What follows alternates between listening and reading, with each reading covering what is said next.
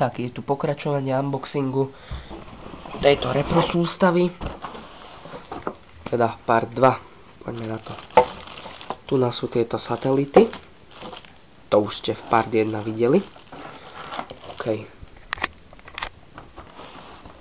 Poďme to teda celé vybrať, sa obávam, že to s foťakom nepôjde. Takže takto si to položím. Vás na chvíľu položím. Vyberiem to len, hej. Hovorím vám, čo robím len. Vyberám teraz pasový reproduktor. Vybral som ho, krabicu odsúvam na bok. Krabica je na boku, beriem foťák.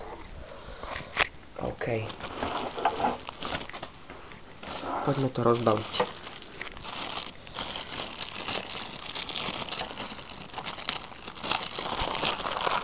Ťažko sa robí bez statívu, čo vám poviem, ale všetko bude. Všetko bude. A v tomto videu by som sa vás chcel teda spýtať na názor, teraz pozornite troška. Čo si myslíte o mojom kanáli? Či si myslíte, že má význam ďalej pokračovať, alebo nemá? Prosím vás, povedzte mi váš úprimný názor do komentárov. Čo si myslíte o týchto unboxingoch, či sú trapné, alebo nie sú? Rozbehne sa to časom, viem. Je to slabšie teraz. Ale tak, rozbehne sa to, hádam.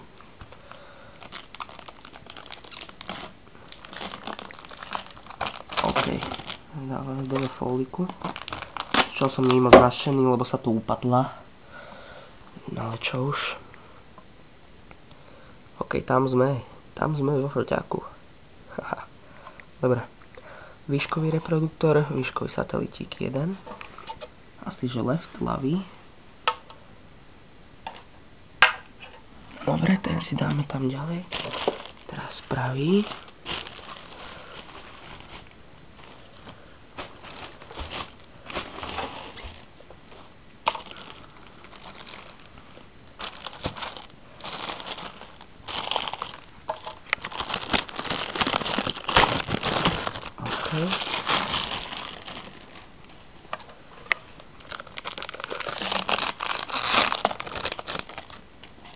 Fajn.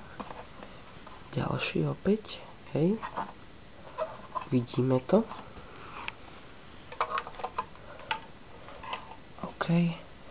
A ideme na samotný basák, ktorý je tu na.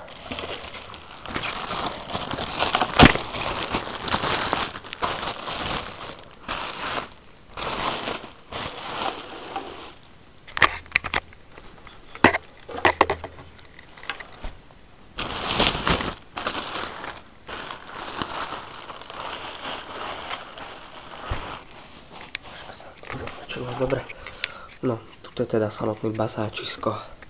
Mohutný, krásne logo škorpióna. Krásne dunivý. Toto hádam ešte odlepovať ani teraz nebudem.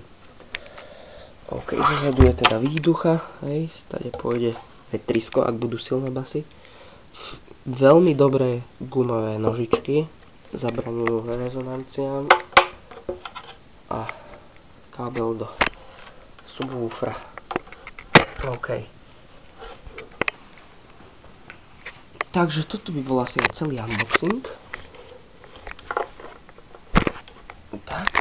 Takže tu máme basový reproduktor, 2 výškové satelity, jeden pravý, druhý ľavý a samotný subwoofer.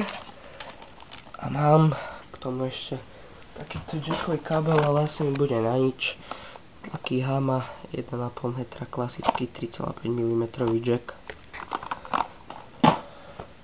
Na to samozrejme unboxing nebude a káble. Takže toto je asi aj všetko.